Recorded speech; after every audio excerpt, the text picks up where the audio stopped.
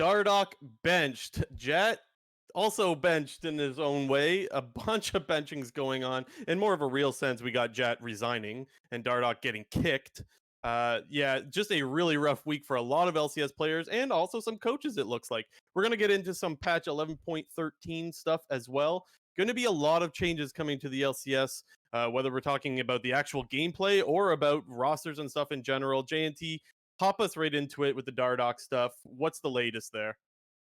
Well, in a move that people could have seen coming based on Dardoch's history, he's no longer on Dignitas. They announced, I think it was on Tuesday, that Dardoch was no longer with the team. The same guy, FlyQuest, that's his name, correct? FlyQuest, Yeah. something like that. Put Yeah. out a little video basically stating that Dardoch's actions after their Friday game was not something that, like, basically something happened Friday after their game against I believe it was Golden Guardians. So wait, was it Bakery though that did the? I get confused with Bakery and FlyQuest. Like I get totally confused on these two individuals. One of them EU guys. They're both part of Dignitas. Like one's like VP of esports, but regardless, someone at the head of esports of Dignitas came out with an announcement, and 1 week later, after he was originally benched, then he just gets kicked right after. Yeah. Yeah, here's the thing. I don't even know if we should act surprised. I think most people are not surprised because Dardoch has such a long history of well, going from team to team. The big question that everyone has now, and happens pretty much every time, is was this Dardoch's last chance? And it feels like every time the answer is like, yeah, this is his last shot. Like, he won't be on another team. No way. Even last time he left TSM, there was a leak of Lena saying, like, nobody wants Dardoch. This isn't my fault. And then he still found a team. So I have no idea what to think about whether Dardoch will find another team or not. I definitely have the opinion that he's good enough for another team, and I think most people share that opinion. It's really weird because often Dardoch has been kicked or removed from teams when he hasn't necessarily been at the top of his game. I kind of think back to when he was on CLG in season 7. He wasn't doing so well. He got subbed out for like Omar God back then, and then kind of just got like kicked from the team a week after. Sort of similar situation, getting subbed out, then kicked a week later.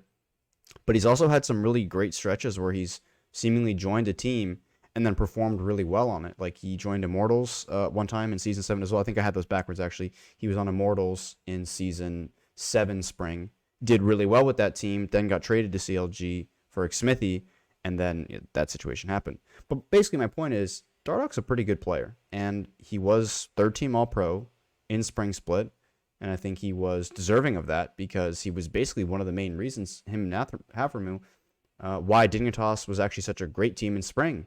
And I mean, we've been saying this for the last like 3 weeks now, but ever since the move from Saligo to Yasui, we've really seen this team take a huge decline. And I'm just like purely speculating here, just going off of like very like thin rumors that I've heard around the league or heard from people around the league. And it's probably got to do with something about the Saligo substitution, because as a player who's playing on that team, it would make almost zero sense to sub out one of your best performing players and probably the player that you work the most with, mainly because Dardoch and Saligo would have been mid-jungle, and then to see your performance dip so much. Obviously, there was some explosion probably on that Friday because that was basically a moment that whomever was in that video, whether it was Fulferin or the other guy, basically said that his actions, Dignitas was not willing to keep him after that whole situation. Yeah, and so I want to share with you, because I talked a little bit about this on Hotline League tonight. I'll give you my take, JT, and I want to know your opinion on what my take was. So I'll read it off right now. My take was that the fall of Dig is one of the saddest stories of 2021 LCS, and this team was a good team and did have a shot of going to Worlds. The current roster, it's not even close to being a Worlds contender, and it's a big punch in the gut to North American fans. Now, that doesn't mean that I disagree with the decisions per se. I can't say for sure, but there's probably a good chance Dardoch warranted getting kicked. But do you agree with the sentiment of everything that I just said in that take there, or do you disagree with any of it? I would agree with everything. because I think it was clear that this team did have a lot of potential. I think a lot of people knew and assumed that they would struggle in playoffs when it came to the best of fives against your teams like Cloud9, TSM, and Team Liquid. They ultimately fell right off the bat to 100 Thieves in the lower bracket, I believe, where they got 3-0'd, and Dardoch had that really grief game 3 where he was like 0-7 on Udyr, something like that. But I think we all like recognize that this is a team that had a foundation in spring and had something to build towards in the summer split with the extended season, had the time to get more synergy to improve as a team, and they were already a pretty great team. And it all crashed and burned within 2 weeks, it pretty much seems, after the mid lane sub and after this whole Dardoch situation. Yeah, and I was not surprised at all to see in Travis's live chat that there was people that are like, "What? Dignitas going to Worlds? No way!" And I think that is just such a short-sighted way of looking at how this team performed throughout this whole year. They looked like a good team, not a great team, and honestly, I would even say that it was less likely that they would go more than it was likely. But the point is, they had a reasonable shot, and the way I worded it was about 10 to 20% chance of going to Worlds, which I think is fair for a team that is good, not great. And honestly, it feels like it would have been, what a miracle story it would have been, and what a nice story it would have been for North American fans to have that North American team actually go to Worlds. That would have been such a great story. And I just think that with putting in Yusui and most importantly Acadian, that is not going to happen. I don't think Yusui is a huge downgrade from Saligo. I do think Saligo is the better player, but I don't mind the argument that Dignitas, they have more information, they see more scrim results, they see a lot more than we do. So I don't mind them saying, well, look, we think our better chance is of winning is with Yusui. Fine. That's no problem. But the downgrade to Acadian to me locks up your season, as this is now, well, and we're seeing it. How many games they went on, like a 5-game losing streak or something like that. Yeah, they're like, 1 and in Acadian looks bad, like quite bad. Yeah, I think they're 1-8 since Yusui came in. Like this is Yasui's third week in the LCS, and they beat FlyQuest, by the way. That was the only game they dumpstered on FlyQuest. Which is like, don't get me wrong, like great that you're popping off and all, but everyone's beating FlyQuest right now. Even Golden Guardians is beating FlyQuest right now. Yeah. So I think that says a lot. What was the other thing I was going to say? They're 2-7. Sorry, they're not 1-8. They're 2-7. They beat Immortals in week 2, and as you just said, they beat FlyQuest just this past Regardless, just a couple weeks ago, this team was like 14-9 or something like that. Like they had a good record. Yeah. And now, are they 500 now? What are they, 15-15? I think they're either 15-15 or 14-16. Okay, so whatever it is, it looks rough. They're 15-15. Yeah, so it looks really, really rough. And yeah, I just think that one of the best storylines of the year is just kaput now. Like that's just gone, and I think that just sucks. Yeah, it's really hard to talk a lot about the situation when we don't really know what's going on. Like in terms of talking about Dardoch and whether, as we kind of talked about at the beginning, like is this his last chance? Well, to me, I would say that it's not his last chance, because I think he was performing at the very minimum. I think whoever you are should be able to recognize that he was at the top half in his role. I would argue in spring he was top 3, which he was 13 All-Pro. In summer, I would say he was top 3 in summer, probably. Who was better in summer? So far, Clever, maybe no. Santorin, no. Spica Armao, closer. No. Spica closer, I can get behind that. I would Xerxes? actually put him above. People are gonna hate this, but I would put him above Spica. But I know people are gonna hate that. He's at least top 5. Yeah, I would have put him above Xerxes as well, actually. And I think maybe, it's Jesus. I think it's This is my point here is, I think it's like we need to know part of the reason why he got kicked, because if I was a different organization and I found out, like, again, this is pure speculation, but if I found out the situation was Dardoch completely like went off the leash and like flamed the coaching staff and flamed the management for making this mid lane change, and that it was hurting the team and whatnot, and as the org and the management say, you can't do that, that's completely disrespectful, get the fuck out of here, I think it's somewhat reasonable for Dardoch to be angry with coaching and management, for them to take out one of the central pieces of the team, and a player who also had a very good, or maybe not very good for Saligo, but a solid spring split where he looked like a pretty decent player, and the main reason that they were performing so well in week 1. So here's the thing. Like I said, I want to reiterate this because I want to make this clear. I am not saying that they shouldn't have let go of Dardoch. I think that we're far beyond the benefit of the doubt when it comes to Dardoch. I think he's had many, many chances, and the same thing happens over and over again. What I am saying is that it just sucks for the fans because we lost one of our great storylines. So I'm not blaming Dignitas for that move, just to be clear on that. It may very well be the right move because sometimes there's just some environments that are so incredibly toxic that it is impossible for the other players to grow around him or to maybe like I don't want to speculate too far, but maybe someone like Saligo or Fake God or Yusui or Neo, maybe they just couldn't handle playing with the incredibly toxic environment that Dardoch created. Who knows if that's the case, right? But I'm hypothesizing here, and we know that Dardoch has a really bad reputation of being toxic. Now, another way that I want to go with this is I want to talk about the thing that Bakery came out and did on Doublelift, Medios, and Sneaky's co-stream, where he wanted to clear things up. And that I didn't really, I wasn't too big of a fan of what he said either. Let me find what he said. So this is paraphrasing, but I think this is almost a direct quote. But the idea is there. So he said, "We think Saligo will improve with more games to work on his stuff, and we think Yusui will improve by playing against better competition." So his argument is that Saligo going to academy is good for him because he'll get more games there. But it's better for Yusui to come up to the main team because he's going to go up against better competition. And like I mentioned on Hotline League tonight, you're just completely ignoring the negative parts of that. Because what I would argue is, okay, Saligo's going to go down into academy and play more games, but now you're taking away his opportunity to play against the better competition and get better. Or you're taking away Yusui's chance to play more games in academy if that's an advantage that you're saying. So to me, it's just like, it's totally like, you're just totally looking at just the positives and not the negative effects of this change. And that to me, that makes no sense. Like, how can you be that blind? Why can't you just come out and say, look, we think Yusui is better than Saligo right now. We're going with Yusui until someone changes, until maybe Saligo proves otherwise. Why can't you just say that? We think Yusui's better and we're going to play him. But they don't do that. And it's so weird, no?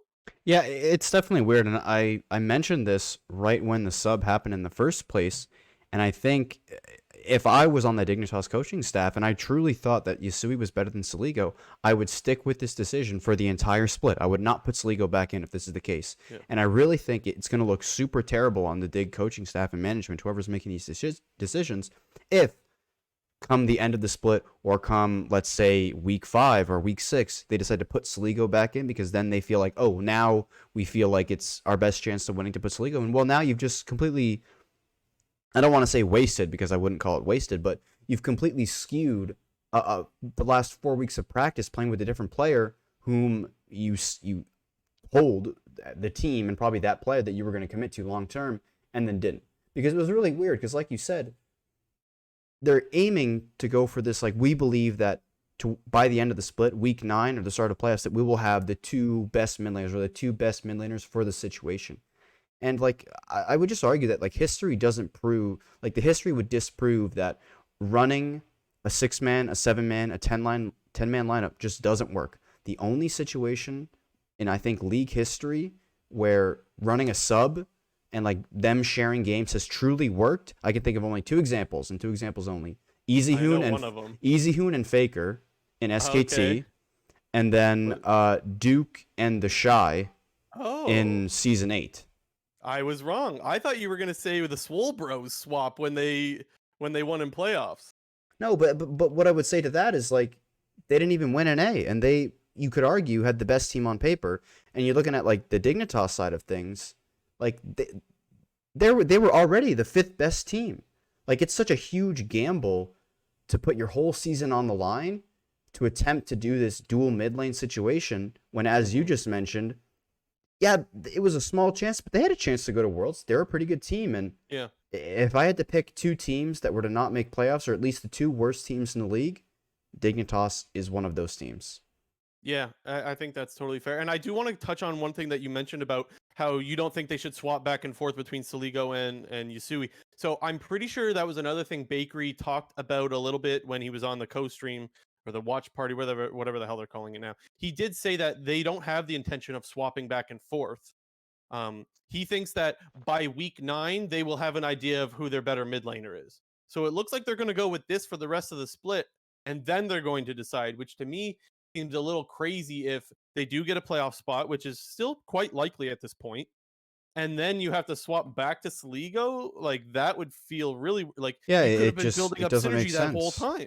So my guess is that they're going with Yusui and they're sticking with him. But at this point, who can predict fucking anything in this league, man? It is so ridiculous how many changes and how wacky some of these changes are. It's impossible to know what the hell is going to happen anymore. My brain is fried. The last thing I'll say on Dignitas, which kind of a meme thing, but it's funny, was in that video that they put out, like the 2.5 minute video where they talked about the Dardoch thing.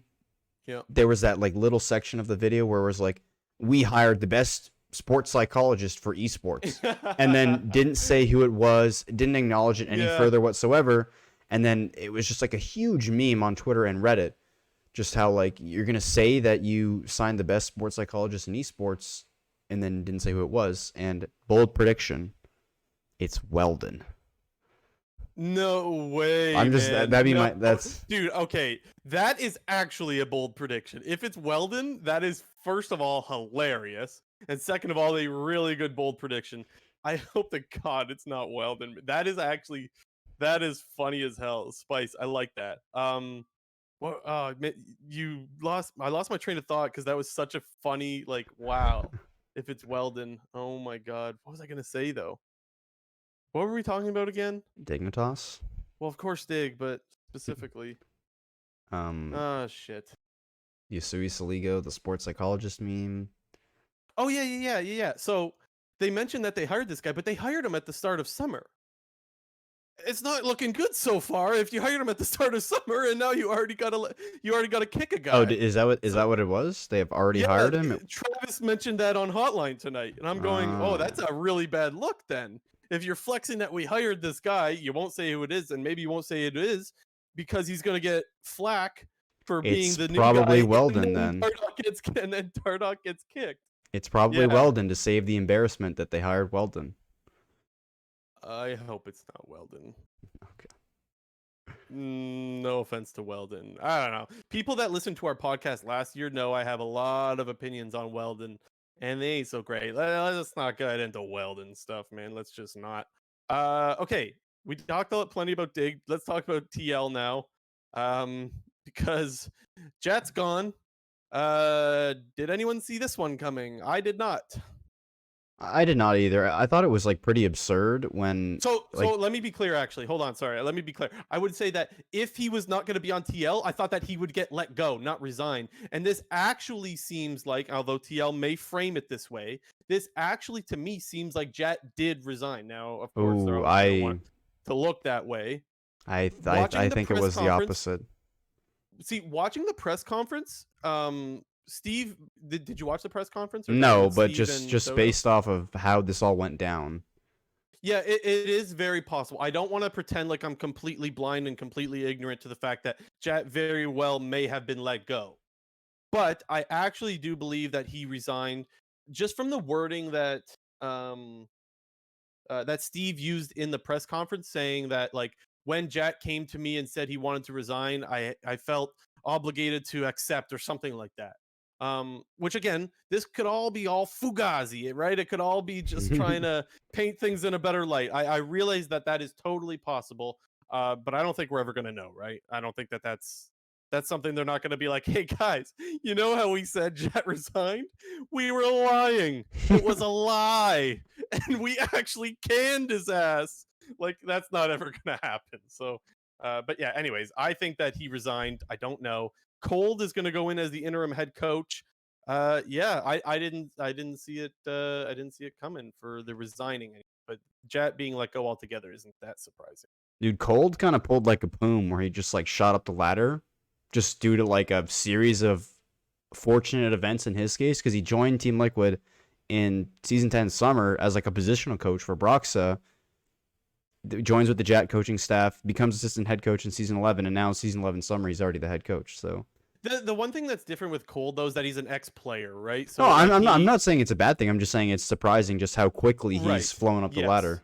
Yeah. I just want to make it clear that this isn't Oh, some yeah, random I guy. wasn't shitting What's on like him. Like, yeah, Poom was like new to League of Legends. Didn't he say he was only playing the game for like 3 years or yeah, something? some Like, so shit like that. I just want to show that there is a little bit of a difference here. But your point is fair that like, damn, promotions this guy, Hmm.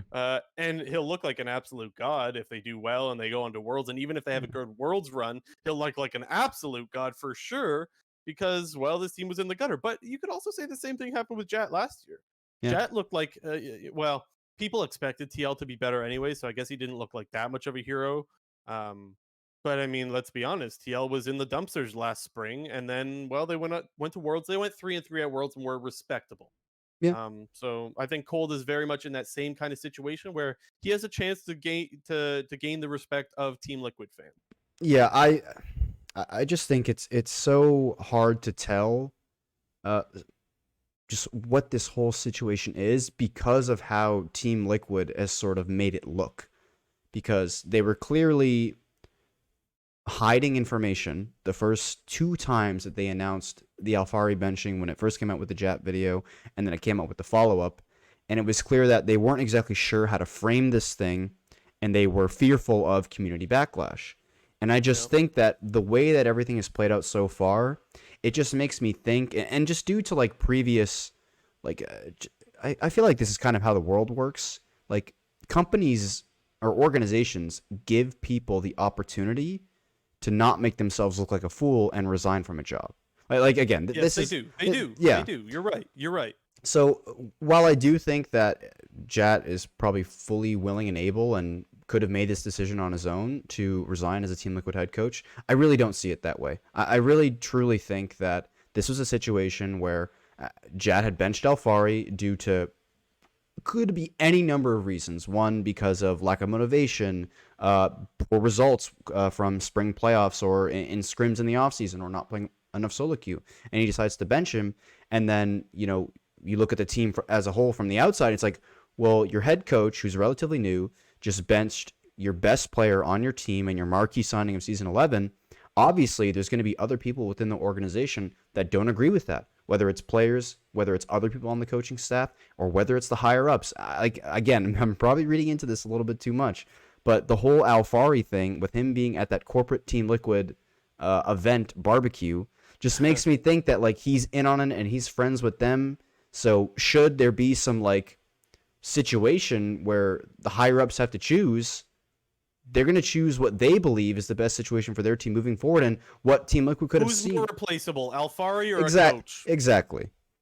I can get behind that. That was you summed it up quickly and nicely there. But basically, if you were asked to decide, would you take your all-star player who arguably could have been MVP of the spring split, or your new head coach who you could make the argument isn't necessarily that great of a head coach or isn't super proven because he's been on like one of the best teams, and you could argue that, or it's just replaceable. Yeah, It's that simple. yeah. Like maybe he's a great coach, but maybe there's a bunch of other great coaches. So, Yeah, it's just really hard to see. I don't think we'll get any new information on this in terms of like what actually happened behind the scenes for a long, long time. I assume all of this stuff will stay under wraps for quite a while. But I just think it's a crazy look for Team Liquid that I think they were looking so good halfway through spring split, and just kind of how this whole thing is like devolved. And I guess the other thing that we haven't even mentioned, which is another kind of negative for Team Liquid, is Santorin. Hold on. Let's say, because I want to stay on the Alfari thing. I do want to get to Santorin, but let's stay on the Alfari thing because there's more with him. There's still like his deadline is up per se, right? They said that he was going to be off until June 27th. Well, it's past June 27th, and so we should expect to see Alfari play. Now, I haven't really heard much and no real updates about whether he'll be playing or not, which is a little bit curious because you would think, and I think you and I we talked about this a little bit already earlier, but we're fairly certain. I don't want to say certain. We have a good feeling that with JATT leaving, there's no more tension there, and that should allow Alfari to come back and play this week. But it is a little curious that we haven't heard them say anything, or at least not that I've heard. Have you seen anything that said like, yes, he is playing next week? I mean, no, but what I will say to that is most of that news comes out either on Tuesday or on Friday morning. So while yes, we haven't heard anything, We should based check off Twitter right now. well, Actually, a lot of how often does shit come out while it's true, while yeah. we're recording these episodes? But We just should check Twitter. based off the optics and just the history of when stuff gets announced, I will assume it'll be tomorrow or it will be Friday. Similar to the ZVEN situation last week, I was 100% confident in the fact that ZVEN will be back in the C9 lineup. I am 100% confident that Alfari will be back in the Team Liquid lineup for next week. Interesting. I wouldn't say 100%. I would say confident. I don't know what percentage to give. I'm 100%. Okay. I don't know. I think it's likely. Let's put it that way. I think it's likely, but I wouldn't put it past that something else happens, because I would say that in comparison to the C9 thing, like there was a very clear and obvious drop off, and Cloud9 was looking really bad altogether. Not that it was just King's fault, but you had to make a swap for Cloud9. They still look like shit, honestly, but they look really, really bad. I wouldn't say Team Liquid is looking that disastrous that you have to put Alfari back in, despite the fact that we all know that Alfari would be a significant upgrade.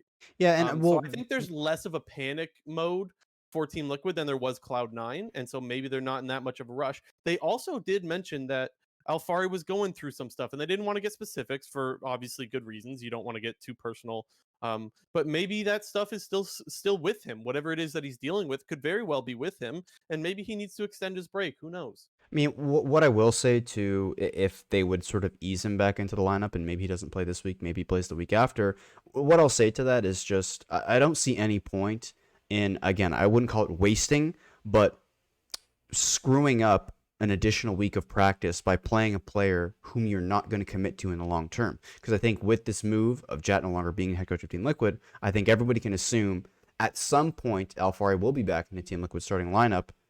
But like, you might as well just get him in there now and get him acclimated again, because he's gonna have to be playing with the new jungler in Armao, and I guess we can sort of. Let me counter that though. Let me counter that, because what if he's not at his best right now and he's dealing with things at the moment?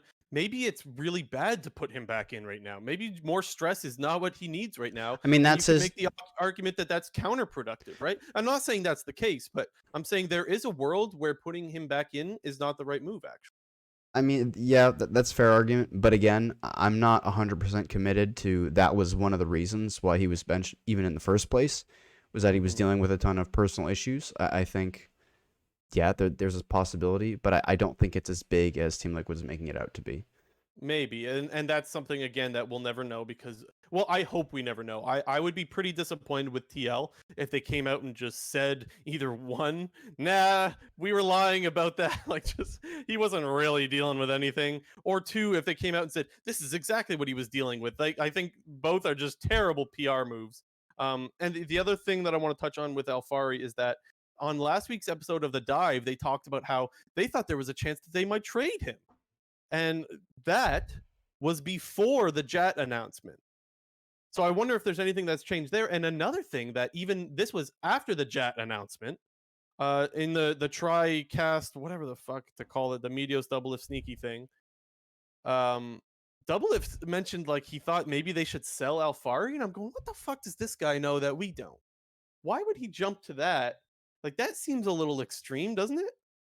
Well, I don't know if they were if What does he know that we don't? Well, in a world where Team Liquid doesn't want to commit to Alfari, now is the best time to sell him, quote unquote, because you're going to have teams, whether it be in North America or whether it be in Europe, looking to make some sort of a world's push. You're going to have teams that can recognize, oh, this could be our chance, and we're one player away.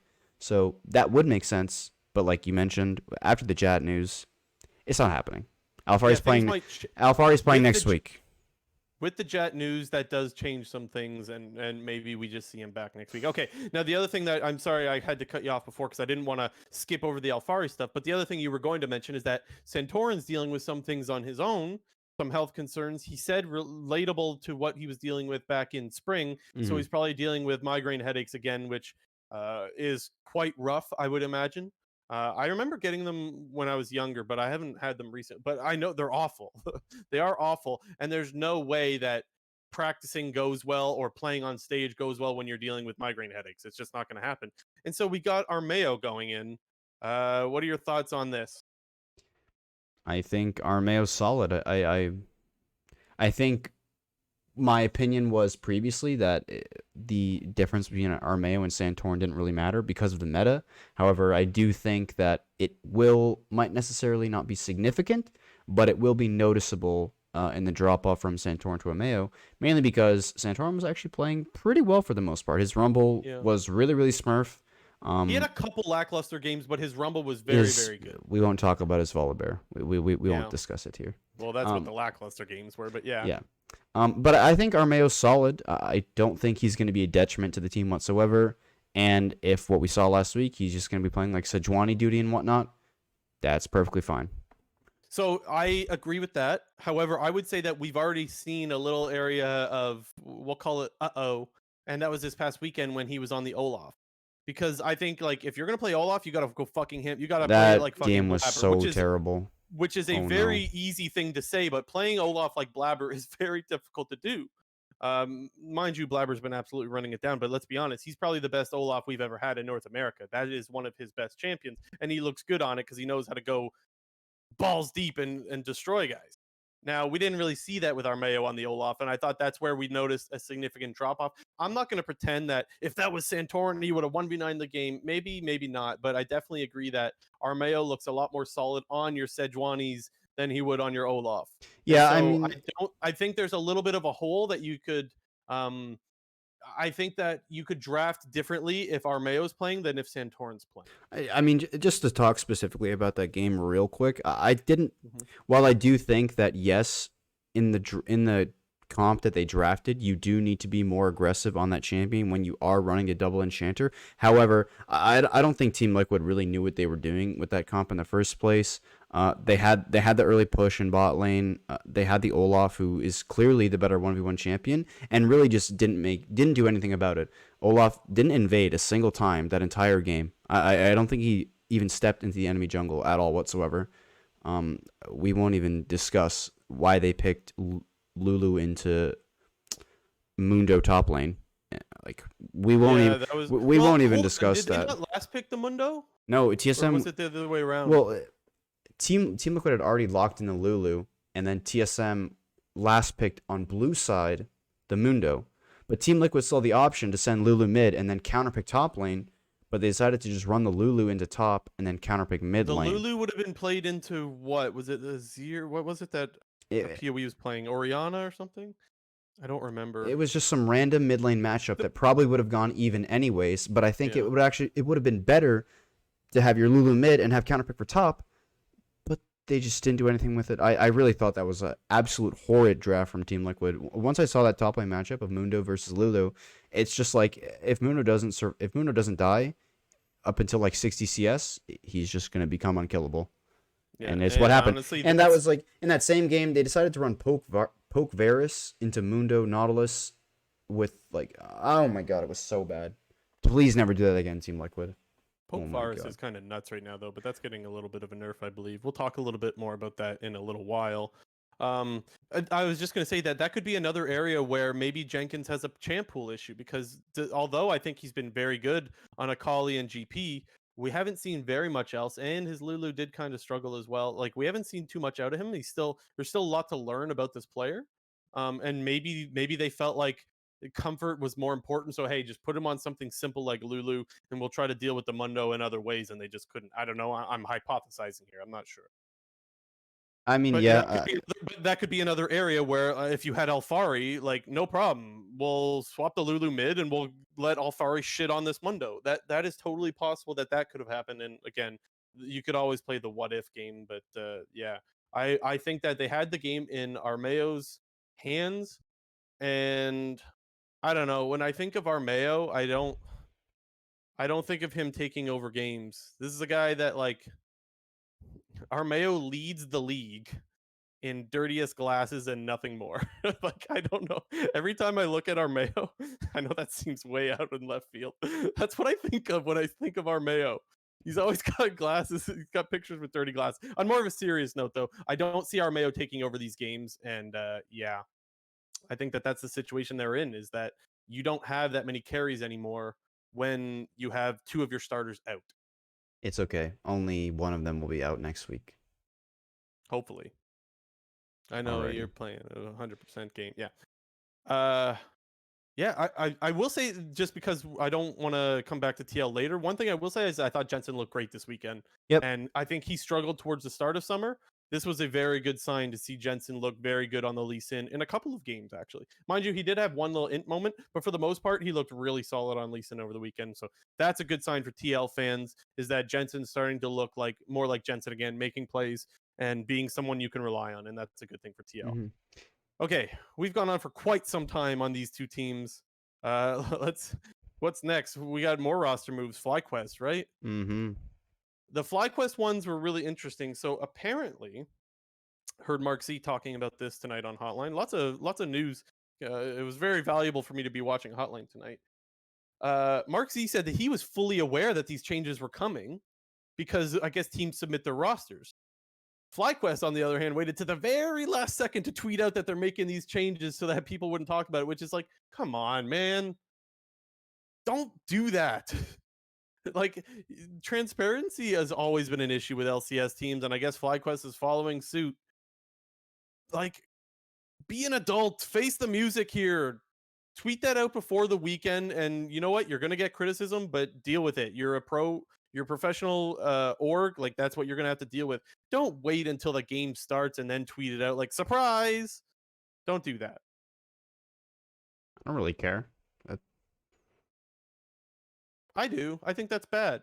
This isn't a totally fair comparison, but it's sort of relatable. You could tell me how way off I am here.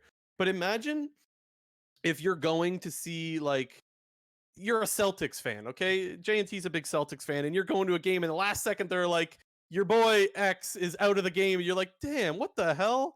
Or if you're going to a Jets game and they tweet out at game time that X isn't playing.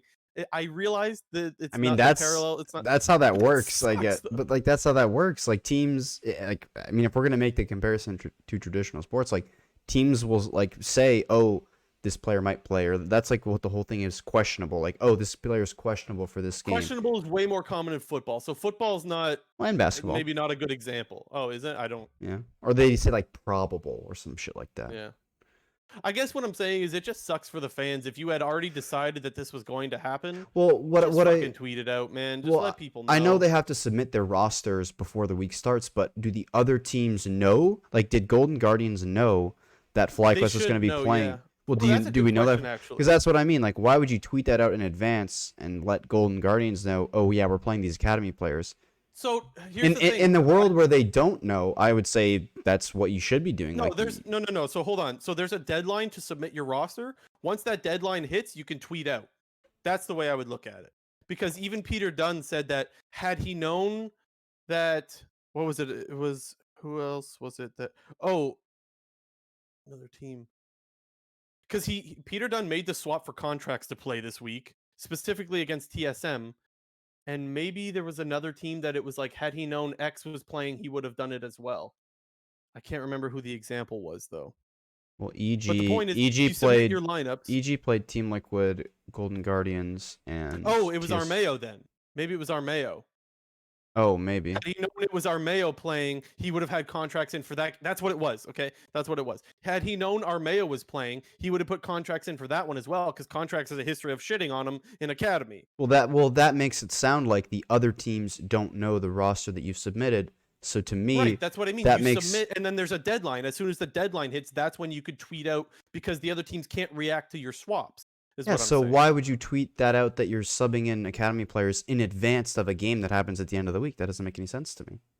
What do you mean? To be transparent with your fans. But why would you give your? But who cares about the fans? You're not giving your opponents the advantage because you're waiting for the deadline. Once the deadline happens, they can't be like, oh, EG's putting in blah blah blah. You can't do that. I'm saying wait for the deadline. You haven't answered my question. Maybe I'm not getting your question.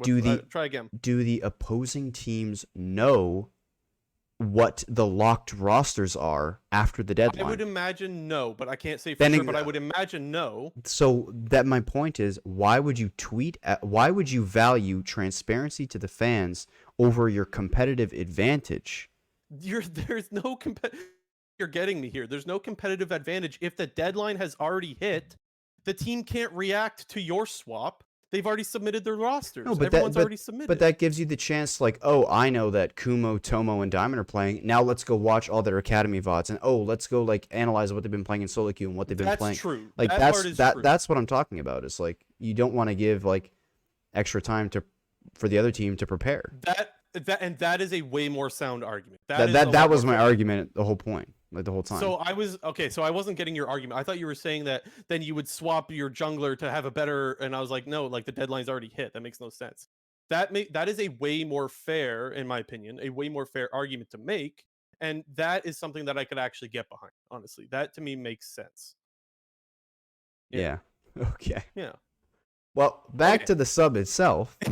Yeah. Back to the substitutions. True, 3 of them. There are multiple. Yeah. Licorice, Johnson, and Dreams out for Kumo, Tomo, and Diamond. This is like a sub where I actually am completely okay with it because, let's be honest, this FlyQuest roster has been playing really terrible. You could argue that Johnson and Licorice, the 2 players who are supposed to be the best players on this team, based on last split, are the 2 worst players on this team. I think if I had to pick, I would say Licorice is the worst player on this team. Actually, maybe I wouldn't say that. I would say that. Licorice is the worst player on this team. Johnson is just like not doing anything whatsoever. There's a bunch of good choices for worst player on the team. I mean, I say this wearing a FlyQuest jersey. I hope that I don't enjoy flaming FlyQuest, but they're bad. And they look really bad from top through bottom. Like they look bad just about everywhere. Yeah. And so if someone said that Palafox is the worst player, I'd be like, yeah. If someone said that Johnson is the worst player, like, yeah, sure. Honestly, when I saw this roster swap, my opinion was like, whatever. Because I don't think you're going to win with, like, it doesn't matter which roster you're running. I think that this is the worst team in the league right now. And I was vocal about that last week before they even made these swaps. I even predicted to you, I was like, Golden Guardians is going to beat them. And look, I'm not trying to pat myself on the back for predicting Golden Guardians. I'm just trying to put the point out there that the other worst team in the league is likely to beat this team. That's how bad this team has become. And yeah, I don't know. There's no saving this team, honestly, because I don't think the replacements are going to do much. I'm not that big on Kumo. I'm not that big on Diamond. I haven't seen enough from Tomo, right? He's pretty new. I think that these were his first LCS games, if I'm not mistaken. Yeah, they were. I don't have a strong he, opinion on him. Yeah, he was brought in. He's another Cloud9 Academy guy. He was brought in when King wasn't able to play because of in Season 10 summer because of visa issues due to COVID. I believe they brought in Tomo when he was their Academy ADC while King was stuck in OCE. And I don't know exactly how he ended up on FlyQuest, whether or not he was involved in the whole Licorice deal in the first place. Yeah. But I do know that it's just kind of funny. 4 out of the 5 of that FlyQuest roster that played on Sunday is Cloud9 Academy. What a steal, honestly. Like we're looking at the difference now, and Cloud9 got bought. Like these players got bought out, right? Mm-hmm. Cloud9 is going like easy clap, man. Like what a steal of a deal that is. You know what else I was surprised about? If you're gonna swap out those 3 guys, I don't know if you saw the games prior or like for the last month. Jose Diodo and Palafox have been just as useless, in my opinion. In fact, this weekend looked quite bad. Specifically, Jose Diodo's Gragas looked awful. Mind you, like we said, though, they submitted their rosters before, so these were decided before these garbage games this weekend. But I think this weekend just proved that they could have just as easily been benched as well. Like, there's a lot of bad with this team, and I think this is going to be the last split that we see this team together. There's no way you run this one back next year. Yeah, it's hard to give a lot of justification that like, oh, this is like basically we're scaling. Well, what I'm seeing at like it's up to the players on FlyQuest to prove that they should keep their spot for this next split. Like you need to do something noticeable. You need to play some good games. You need to have some hard carry performances. I think the only player that's likely to remain on this roster, should this trend continue of them being absolutely dog shit, would be Jose Diodo, just because I would assume they signed him to longer than a 1-year deal, and Okay. he still has that like LLA superstar social Yes, media that's kind where of I was value. gonna go with it. Yes, that's what I was gonna say. They've put so much time and resources into their Spanish stream and trying to get the LLA fans that's what I was wondering as well. Like, if you believe that you can't get that great of a jungler anyways, maybe you're just like, you know what? Fuck it. We'll run back Jose Diodo. We'll try to make him better. We've already committed so much of our brand towards the Spanish co-stream and whatnot. Maybe you need him as a brand ambassador at the very least. I mean, Um, while he's had a really which is terrible so summer, crazy. while he's It's had so a really terrible summer, I don't think he's a bad player. I think he's just having a bad set of games, and he's on a really bad team. I think he was a decent player in Spring Split. He was one of the only yes. players that was playing at a pretty decent level. I think for the majority of Spring Split, a lot of these players were heavily underperforming, minus Jose Diodo. I think Jose Diodo really struggled when the meta completely shifted to only Hecarim Udyr. Like, there was sparse Hecarim Udyr play earlier on in the split, but Jose Diodo was still going strong with some of these like more hard farming type picks. Like, he was doing the AD Hecarim, and he was doing like Graves, he was doing Nidalee. But once the meta truly shifted to only Hecarim Udyr, you really didn't see that flash from him in the early game where he was making plays, where he was invading enemy jungler, he was doing some creative pathing. It just became very black and white, and it just felt like that he was just getting outbrained by other players. So here's the thing, because I do agree with you, honestly, where you say like he actually looked good in spring, and like it's hard. And the other thing that you mentioned is that it's hard to look good when you're on a bad team. I think that that's fair. But with how he has looked this split, I don't think you can completely lay it at the feet of his teammates, because he looks You bad as can't, well, but you got to right? take some Yeah. stuff into consideration when you're Yes, honestly when absolutely. you need to critically think about this roster and say where is like what is salvageable here. Yeah. Yeah, no, I absolutely. I need to say that we can't just lay this at the feet of all of his teammates. I just want to make that clear that that's not what we're doing here, Yeah, because he has looked quite awful himself. They've all looked pretty bad, honestly, which is feels bad, man. For a group of guys, it all seem like really nice guys. You yeah. want to cheer for them. You want them to win, but they just look really really bad right now. And yeah, things don't look like they're going to be changing anytime soon. I did feel bad for Tomo, seeing as it was like his first game, and he said like his hands were freezing, which I know that sounds like a meme. Because if you're nervous, like it's your first games and you're nervous, you want to try to be as comfortable as you can be playing in a game, especially it's like your first LCS game. And he said his hands were really cold, which for those that don't know, that actually does matter a lot. It sounds like a joke, but it does matter a lot. And I don't know if he was trying to lay it as an excuse in his tweet that like I would have carried the team fights had my hands not been cold. I don't think that's what he was saying. Um, but I do think he was like, yo, like it's freezing up there and it's hard for me to get comfortable. And like he's not the only one to voice that opinion. So I think the LCS needs to look at that. You want to make sure that your players are in a comfortable environment when they're going to be under the scrutiny of people like us who are clearly flaming the hell out of them. Although I don't think we're that harsh, but I think we're just, yeah. Honest. Your job is under scrutiny by a huge community all the time. I think it's only fair that you put them in the best kind of environment to succeed, and I think that the LCS is currently lacking on. Yeah. I wouldn't be surprised if we see any one or three of these players continue on and play further into the season, because I do think that at this point, FlyQuest has got to recognize at the rate they're going to be one of the two teams to not make playoffs, and their job at this point Yeah. should be to find the best roster that we can within 6 weeks to have a chance to actually compete. So I'll ask another question of you, JNT. Well, isn't it 5 weeks left? They played 4 already, What did I say? so they have 6? 5 weeks. Yeah. Sure, So they 5. they got 5 weeks left. So what is that? 15 games? They got 15 games left. Um, Here's a question that I didn't think we would ever get to, but since a couple of weeks ago we talked about would CLG catch FlyQuest, you know where I'm going with this. Should we start to talk about Golden Guardian catching Ooh. FlyQuest? Let me pull up the standings here. Golden Guardians is 7 wins, right? And They're 2 FlyQuest games back. They're and 7-23 as Golden and Guardians. Fly and FlyQuest is CLG are 9-21. so is CLG, right? They're 9-21. Yes, I have. To me, this is like I still feel pretty. We'll talk about CLG in a bit. I don't think CLG is on the level of Golden Guardians and FlyQuest. I just don't. Maybe they are. Maybe the God CLG has a good record of impressing us in bad ways. But regardless, I think for now most people would say that CLG is a tier above them. Would you agree with that?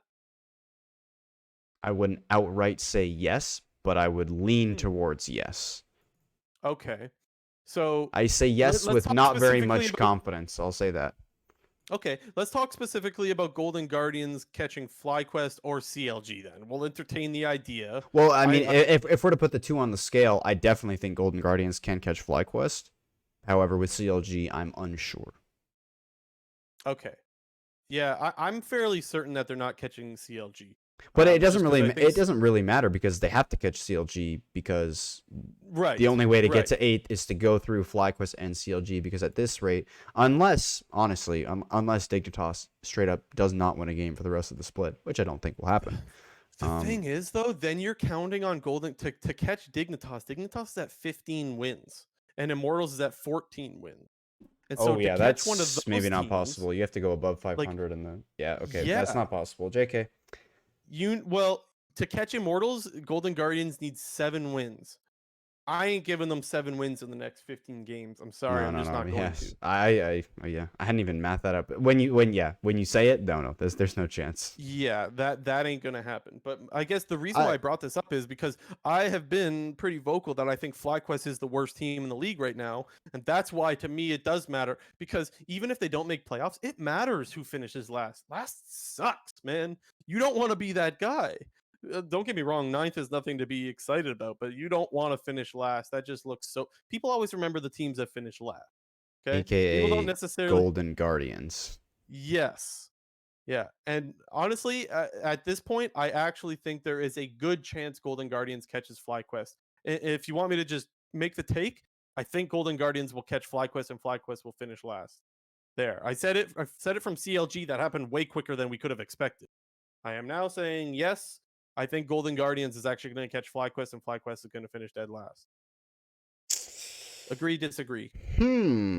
I And how hot or cold does that take? That's a medium-ish take. Medium spice. Yeah. Like I don't know if they have this in Texas or in the States altogether. You know how like when you buy food products in Ontario, they have like the spice levels of like 1 chili, 2 chili, 3 Yeah, chili? I would assume they have that. I mean, I don't know if Okay, I've outright that seen was it, like but a like that was like a two chili. yeah, or 3. Okay. Okay. I don't All know. right. I think yeah, I even said this last week before CLG went 0-3. Like it's really hard to judge a team when they had just gone 3-0 on this specific style, and you don't really know how it's going to work next week. Because while we'll get to it in a little bit, while CLG didn't look very good, well, I mean, they didn't look bad. They just went 0-3 because they had Yeah. some very tough opponents. It's hard to see because CLG once again went for this all-in sort of style draft, running the Vi Mhm. Galio and whatnot, and it failed. And should CLG continue that, and it just continues to fail, I could say that Golden Guardians would pass CLG, but we don't really know. We don't really know what CLG is going to do moving forward. So I would say I would agree with you that Golden Guardians is going to pass FlyQuest. I don't think I say that with as much confidence as you. And I think there's a small chance that Golden Guardians could surpass CLG should CLG become CLG. Yeah, I'm not counting on that though. Maybe I'm just blind by my CLG fandom. I just think CLG is definitely a step above those two teams. So I have no worry there, despite the fact that the records are very close. I have no worry there. Anything else on FlyQuest, or let's go to EG roster moves Yeah, because they made one as well. Well, contracts in just for one game. Svenskeren out just for the one game. Contracts look fucking good though, man. yep. He had a really, really good game. Now, I need to be clear because last year I was quite critical of contracts, and I think for good reason, honestly. I think that contracts had definitely fallen off since we saw him in his Cloud9 days. But this is a guy that I've heard so much about how he's having a lot of success at the non top tier level, rather just in academy. Um, Academy/amateur. yeah. You hear about this from Raz. You hear about it from Emily. You always hear about it from Kelsey Moser because she's part of EG. I don't remember what she does with EG, but the point is that there's been a lot of hype around contracts specifically in the academy level, and so I'm willing to take their opinion on it because I don't watch enough academy to have a strong opinion. But I will say he looked really fucking good. And as I've been very vocal about, I do not think Svenskeren is nearly the jungler he used to be. He doesn't really make a lot happen. And that's difficult to do on a team where your mid jungle is you have Jizuke. You should be able to make a lot happen as Svenskeren, and I don't really think that he does. And so I wouldn't be surprised if we end the season with contracts as a starter. Yeah, I think similar to the FlyQuest substitution, this is another sub that just makes sense because of the performance of Svenskeren, and as you just mentioned, because of the performance of contracts outside of the LCS, in Academy, and in Proving Grounds. I think I've always felt that Contracts is an LCS caliber player. While I wouldn't say he's been a top LCS player since Season 7 on his Cloud9 days, I think at the very least he's always been like a bottom tier LCS player.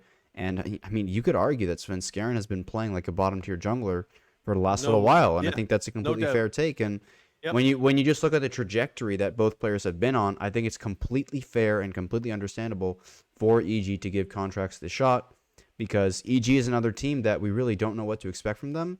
And I think, their playoff seeding could be very important to the future with this team, because you really do not want to be one of the 2 of the 8 teams that are dropped right down to the lower bracket where you have, one series and you're out. I think having those 2 spots at the bottom is a huge detriment to your potential to going to Worlds. And similar to FlyQuest, EG kind of needs to get their shit together, because this is a team that on paper could contend for the top, but it's clear so far in summer that they're not at that level. They've just shown way too much inconsistency, right? Yeah. With this move, I think that like I said, I think it's totally fair that they made the move. I'm very curious to see what they do long term with this. It probably hurts if you're Svenskeren to see a guy replace you for one game, absolutely pop off and get all this praise over just one game. But I mean, let's be honest, we can't ignore what we saw. He 1v9 that fucking game, man. He got so many of their picks to smash the first place team, TSM. And while I will say that for some reason we saw TSM running it down, Sword Art was just randomly caught out, PoE got randomly caught out. Like, they were just kind of running it down that game, and it was a little bit of a happy game for TSM. I don't think that we're going to see much more of that out of TSM, but the point is that, like, you still beat the number 1 team in the league and looked really good doing it. You were the one that 1v9. What else was I going to say? Oh yeah, we were talking about the inconsistencies about EG, and the way I thought about this in my head is like, this is a team that you can never count on, but you can never count them out, which is a really weird but I think accurate way of looking at EG. Would you say that that's fair? For sure. Yeah, it's so strange. Is there another team that you can't count on but you can't count out? Is there another team that fits the description as much as EG, Immortals? or is at least close? Immortals, kind of. Close? Yeah. I think Immortals, because I feel like every time that I like really hype myself up on Immortals, like after they went 3-0 in week 1 and then looked so absolutely terrible in week 2, and then they did really good in week 3, and I was like, they should continue to stay good, which I think they were pretty good in week 4. I didn't have confidence because we've seen this team be so inconsistent. So maybe Immortals, I don't know. I think the difference between Immortals and EG is that coming into the season, I would have thought that we could rely or we could count on EG, because I thought that overall they would be a good team. Whereas Immortals, not really, right? We had them more towards the lower part of our power rankings, probably 7, 8, or somewhere around there. I don't really remember. I think I had Immortals 7. Yeah, anyway, somewhere around there. So I think that's the only difference, but I do think it is fair to say Immortals in that same conversation. I think it's relatable. Mm-hmm. Yeah, anything else on the EG moves other than just like, damn. Yeah, it'll be interesting to see what they do from the jungle standpoint, whether they just commit to contracts or they do some sort of split scrim time. I know Svenskeren, he's kind of had experience with that, with the whole Blabber situation. But at the same time, it was clear that Svenskeren was not happy when they decided to roll with Blabber in those 2019 Week 2 Worlds games. Yes, true. So I wonder how the situation is going to unfold, whether or not Svenskeren, I mean, I don't think he's a bad guy or anything, but like where he gets a bit pissed and might say to the team, like, hey, like if you're going to play me, play me. If not, like, I don't want to deal with this. Okay. Yeah. We'll have to see. I think it's hard to say. let's be honest, it was only one game per contract. He could play next week and he could shit the bed and they could go right back to Yep. Sven and like that's okay. Like it's really hard to judge a player when they get subbed in for one game and one game only and they pop off super hard because you gotta like wonder is that just a flash in the pan kind of thing? What a Or statement game, though. yeah, Like, it my God. it definitely puts you much further into the conversation of becoming a starter because of basically 1v9 in the game. Well, and it makes me think that even if they don't go with contracts for this year, maybe you let go of Sven because I'm sure Sven comes at a much higher price tag with all For of sure. his experience, and maybe that allows some, we'll call it cap space. Even though there's no salary cap, but we'll say free up some cap space to go after some other players next year. Yeah. Maybe not. I don't know. EG's talked a lot about developing players, and so maybe they have other guys. Last thing I'll say about EG is that I think Danny has looked good. There are times that he makes some mistakes and he has been caught out or just straight up loses lane. But for the most part, I don't feel any significant drop off from him, from Deathly to him, which is a very good sign for a rookie player who's only 17. I feel like there's still got to be a lot of room for growth there. And yeah, for the most part, I think he looks pretty good. Maybe not amazing, but good. Well, Good enough to be there, let's say. Well, from what we've seen so far, I would definitely say it's an upgrade over Deathly, mainly because like you have your two situations. You have Deathly, who's not going to completely int away the game, or we say that, but he did in that playoff series against TSM. But he historically doesn't do that. He doesn't int the game away. But Deathly, again, historically would never really carry the game. But when you look at the Danny side of things, he's shown that he is a good mechanical laner. He can make plays in the early game, but he does make some mistakes in the game. And sometimes they're pretty costly, but sometimes they're fairly minor. And I think if I was a coach of a team, I would much rather have that player who has that pop-up potential and have to, sort of shore up those small mistakes that kind of build up in a game than have a player who doesn't have a lot of impact. I think I've voiced my opinion about this a bunch of times. I think low impact players, in terms of they just sit there, do their thing, and not much, I really dislike that. I think players. Most people would agree with you. Yeah. I don't think there's anybody that disagrees with that take. You don't want a guy that's just filler, right? Do something. Try to win the game. Don't wait for your teammates to do all this stuff. Yeah, you play to win the game. I'll say that for the rest of my life. Anyways, yeah, no, I think you're right. I think that I like Danny. yeah, I like good. him. Yeah, me too. Danny Phantom. Even though his name's like Kyle, though, for whatever reason. He's Danny Phantom to me. Sure. Okay, so we've gone on for quite some time about the teams that made all these roster moves. Let's go quickly on the other teams and some quick things to touch on. Let's start with TSM. Yeah. Yep. This weekend, one thing that stood out to me is they finally had a bot lane where they absolutely smashed with the Ezreal Karma. And it's like, okay, good, because that's what's supposed to happen in that matchup. So it's good. But like they still weren't able to carry the game. And it's like most of the time I see this bot lane losing or doing not much whatsoever, which is what we just kind of talked about, how we don't really think that you should do that. And so I do have to be critical about TSM's bot lane and say that they need to make more happen, especially Sword Art. I mean, there's more expectation on you when you're getting paid the kind of money that he's getting paid, $6 million Omega lol. But then also, I want to say that I think Huni has looked fantastic again. He had one run it down game this weekend. I don't want to ignore that. But for the most part, this split, Huni's been great. I think PoE's been great. And I think that I still want to see a little bit more to Spica. I've been pretty vocal about that. But for the most part, TSM's looking good. And I think that we've seen no steady increase or incline, but we've seen steady, small incline, and they're getting better as the year goes on, which is a good sign. So I think TSM looks good, and I think that they're going to be a contender, go to Worlds, as people would have expected. Yeah. They're first place, but are they really first place? I think when you look at the landscape of the league, TSM, like you mentioned, they're on like a fairly steady incline. But I think looking at the rest of the league, you have, again, a bit of a copium take. You have Cloud9 and you have Team Liquid, who most likely are coming in with, Team Liquid, they might be on the back burner for a little bit, but they're going to have Alfari come back in. They're going to have Santorin come back in. Most likely with this move with JATT coming out, it's going to create a better team environment. So you're expecting Team Liquid to rise throughout the end of the regular season and into playoffs. And Cloud9, yes, while they're looking not so great right now, they kind of seem to have lost that magic that they've had the last year and a half in the early game. They went 2-1. Like, they will continue to pick up wins, and I think it's more of a matter for TSM to match those other teams in that improvement. Obviously, 100 Thieves looks really, really great. If I had to pick a team, like I have way more confidence in 100 Thieves than I do TSM in terms Yes, of so do who do I So do think is the number one team in North America, and who would I pick to be a number one world's seed in North America, or who would I pick to win playoffs at this very moment? It would be 100 Thieves 2 or 3 times over before I pick TSM. 100 Thieves looks like the best team in the league right now, and that doesn't mean that TSM is miles behind, but they are behind in my opinion. I think that the bot lane of 100 Thieves is just way better than any other bot lane, including Cloud9, including TL. I think that 100 Thieves bot lane looks amazing. Yeah, and I'm it's hard. I'm not trying to shit all over TSM because I gotta give credit where it's due. They are first place, but I do think they play a very basic, fundamental game.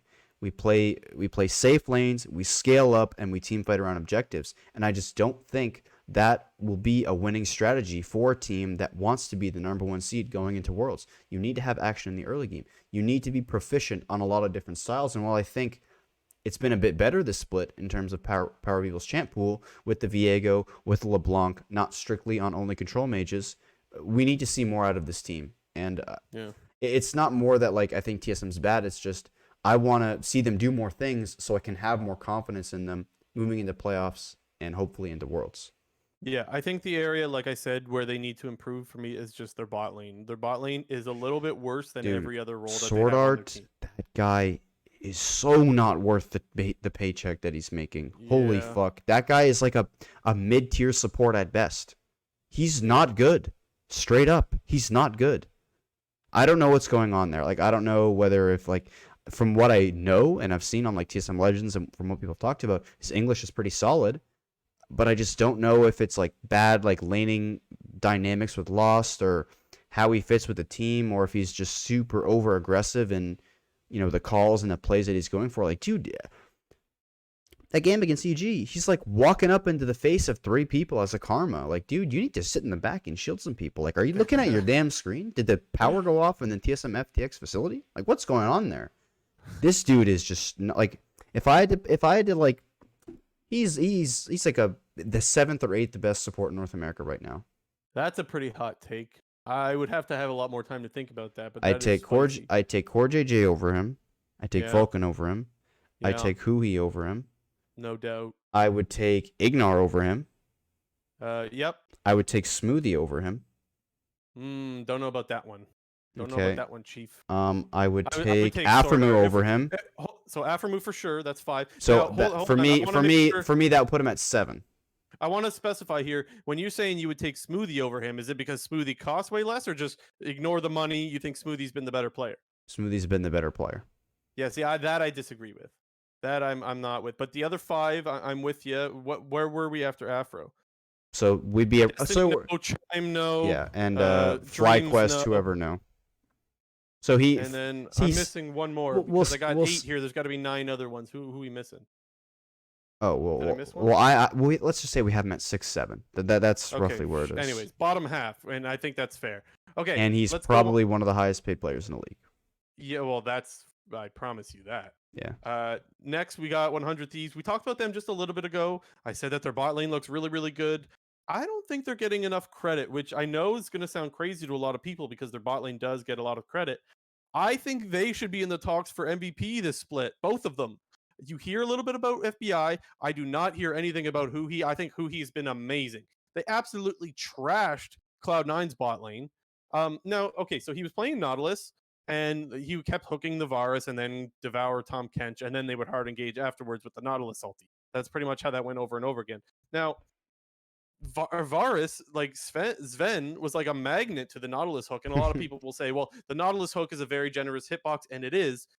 Those were not generous hitbox hooks. Like, those were dead on. Like, he's landing those if that's a blitzcrank hook, or you know what I'm saying? Yeah, he is landing these fucking things over and over and over again. And I was really, really impressed with just how good he has been. He deserves more credit. They look good pretty much everywhere, although, as we've talked about, not that solid in the top lane. He's not Beansoup levels in the top lane, but certainly not as good as every other role. I would say Someday has struggled more than everyone else on his team. Yeah.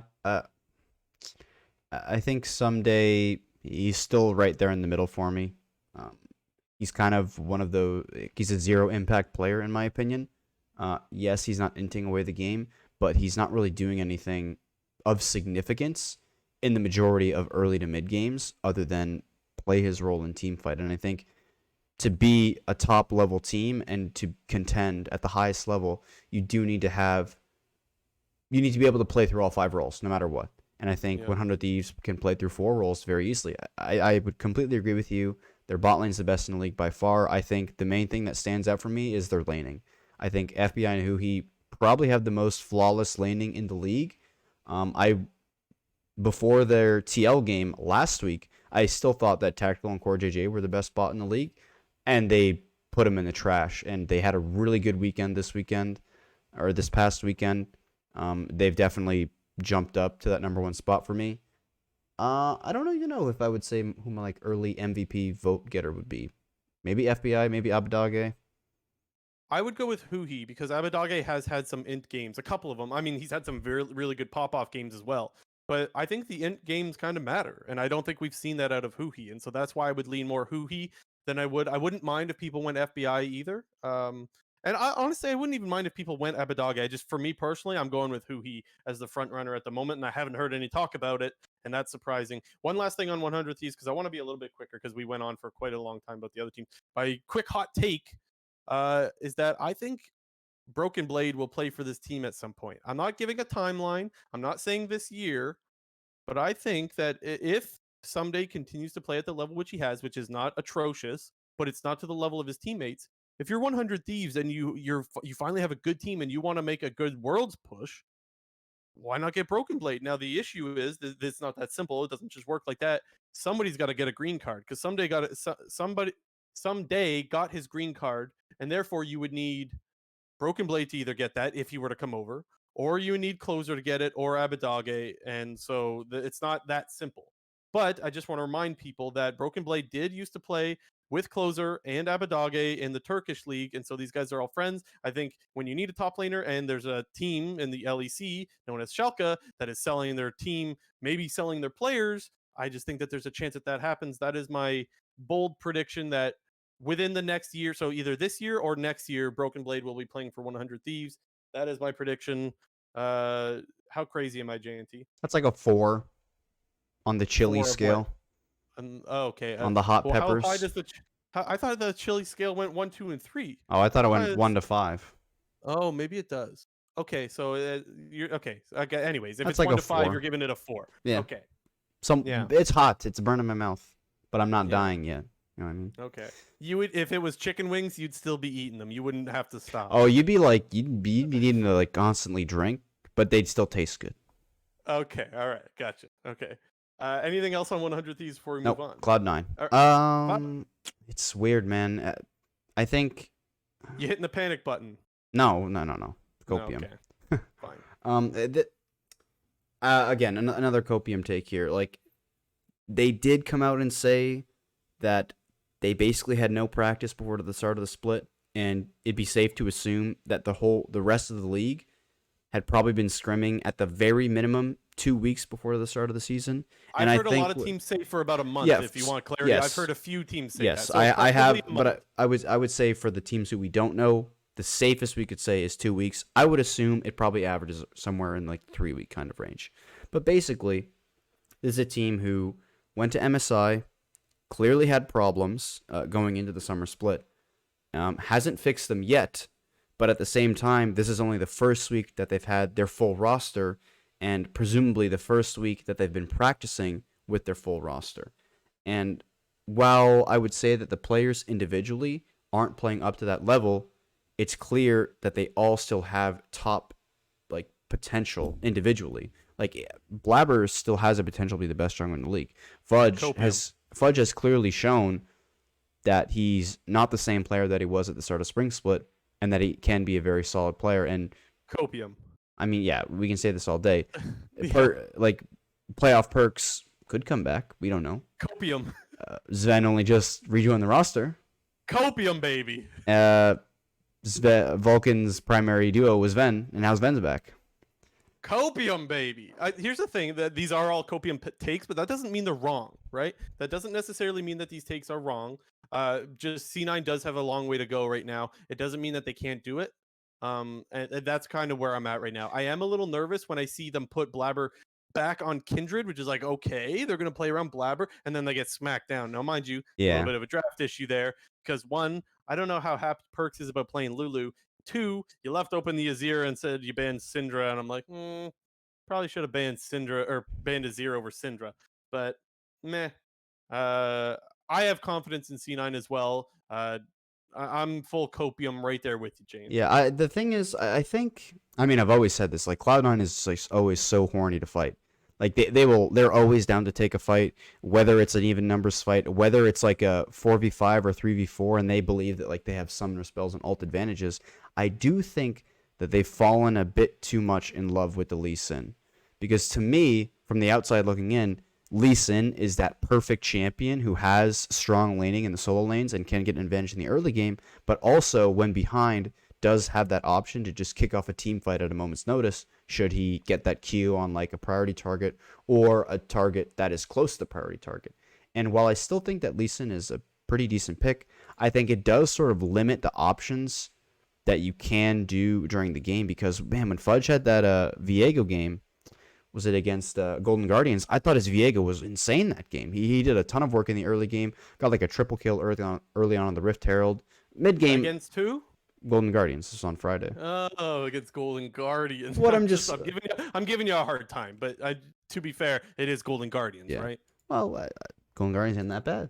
I think we can both acknowledge that they're not terrible. Yeah. But I do think that Cloud9, they've fallen a little bit too much in love with the Lee Sin. I would like to see them stray away from that a little bit, because I do think that we can get Fudge on some other kind of playmakers who do have a little bit more impact. I don't want to say impact in the late game, because Lee Sin does have a lot of impact, but Lee Sin is very narrow in terms of the impact that he has post 15 minutes. It's you Q in, you flash kick somebody, and that's about all you do. And I think Fudge does have a much like wider pool of skills and abilities to use on different champions. Yeah, I can get behind that. Yeah, I don't really have much else to say on Cloud9. I am happy that I saw them play the Xayah Rakan. I think ZVEN on classic AD carries rather than like Poke Varus is probably better. Yeah, I don't like him on Poke Varus. That's another thing that I'll say. I think Poke Varus is kind of busted right now, so I get why they're playing it, but that's neither here nor there. So I think this. I don't know if the Xayah Rakan was more of an answer to CLG specifically, because you can engage with Rakan. I've mentioned this 1,000 times. You can bait out the Galio ulti with Rakan, and you can bait out fights in general. But anyway, that's I'm done with my Cloud9 stuff. They look bad. They should look better. I'm leaving it at that for now. The next 2 weeks will be very telling for this team. Next 2 weeks, if we're seeing the same Cloud9 for the next 2 weeks, then it might be. It's like I'm almost there. Like fingers on the button. Okay, sounds good. Okay, Immortals. Just kind of like I mentioned with the EG thing. Like I like this team. I like a lot of the players on this team, but I'm not quite at that point where I can truly say to myself that I have confidence in this team, and this is a team that has some potential in the playoffs, because they still have some like kind of hot and cold games, and they play Ziggs. It's all I can ask for. Yeah, I get. Yeah, it just Immortals worries me. They give me anxiety. I don't have that much to say on Immortals, but I will reiterate again that Xerxes looks really good still, and I think that this team is having success mostly because of him. Now, I do want to give a little bit of credit to Destiny as well, because other than that Nautilus game at the start of the split, he's looked pretty solid as well. And then you'll see some good and some bad out of Insanity. You'll see some good and some bad out of Revenge. I'm still not sold on Race, though. I think that he's probably the worst player on this team. It's weird to say, because there are games that Race has a very good scoreline. And so a lot of people would be like, why do you hate Race so much? And it's like, it's not that I hate, it's that I think that a lot of the advantages that he gets are from his teammates. And then he ends up throwing them a lot of times with really poor positioning in team fights. And that is costly when your teammates are helping you get these advantages and then you're giving them away. That's a problem. And so that's my problem with IMT. I think that they will pretty much sit around where are they again right now in the standings? 7? Yeah, so I think they'll catch Dignitas and they'll finish 6. That's where they'll probably end, and I think they have the potential to pass EG. I don't think they'll pass EG. Maybe I have too much faith in EG, but they're only 2 games behind. For those wondering where EG is, EG is 16 and 14. They're in the 5 spot, and Immortals is 14 and 16 in the 7 spot. Dignitas is right in the middle with 15 and 15 in between them. So all those 3 teams are really close in between. I think Dignitas is clearly falling. They're definitely, and I think that I think Immortals will probably finish in the 6th. That's where I'm going. Yeah. Do you think they catch EG? I think it's possible. Well, of course it's possible. Do you think they catch EG? Come on. Yes, no, maybe so. Well, no, but I think it's Okay, there's a solid chance of it happening. Like, I wouldn't be surprised at all. Like, Okay, yeah, that's fair. yeah. Anything else on IMP? Yeah, the last thing that I'll say is I actually think the mid lane meta right now was actually really working in Insanity's favor. I think he did the set game didn't look the best against 100 Thieves. Abadage kind of like piss smurfed on them when he did that 1v2 where he threw set back into the tower. But I think this meta right now is like perfect for Insanity because it's clear that he can play a lot of champion styles, and I think his Nocturne is really, really good, and Nocturne is such a broken champion, and it is getting even more broken the next patch. We'll get into that in a little bit. But you can also play, whatever control mage, and he's got that pocket big Ziggs. So I'm liking the mid lane meta for Insanity. Xerxes, like you said, I think he's getting a little bit more hype further on into the season, but he's been criminally underrated, I think, as you mentioned. And like you said, I think with Revenge and Raze, those are the 2 players that I just can't put my full confidence in that they're not going to like somewhat run it down. Run her down. Yeah, I completely agree. I'm right there with you. Okay, CLG? CLG, the 3-0 to the 0-3. I am not that worried about the 0-3. I actually thought that they looked okay this weekend. I can't pretend they looked good when you go 0-3. I can't. But I still have confidence that this team will pick up wins if they continue to play their style, which is the all-in, balls deep. It's being called the Bronzodia, is what it's being called by ZVEN, which is hilarious, by the way. Yeah, that's great.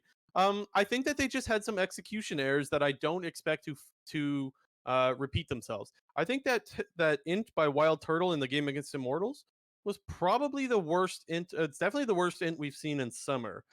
The other one of the year, I'm going. It's between that one or the Jizuke one when he dove the Zoe. It's the Jizuke 100%. Yeah, so here's the difference, though. Here's the difference because I think the one that Jizuke did was like off of tilt, and that doesn't make it any less bad. But I'm just saying that the reasons behind them were different. Like the Jizuke one was pure tilt.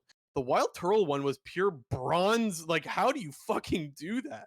He accidentally hits the blast cone. Okay, he makes one little misclick. Whoopsie, fine. Then he dashes up. And then Gale forces back down into the team. That was so bronze, man. Like, that was so bad. Whereas when I look at Jizuke's, I'm like, that guy's tilted.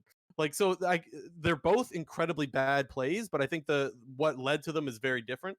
I don't think that that's going to happen again. And then the other misplay was Pobelter not getting his ulti off on Lissandra in the bot lane fight against, who was that against? Don't remember who it was against.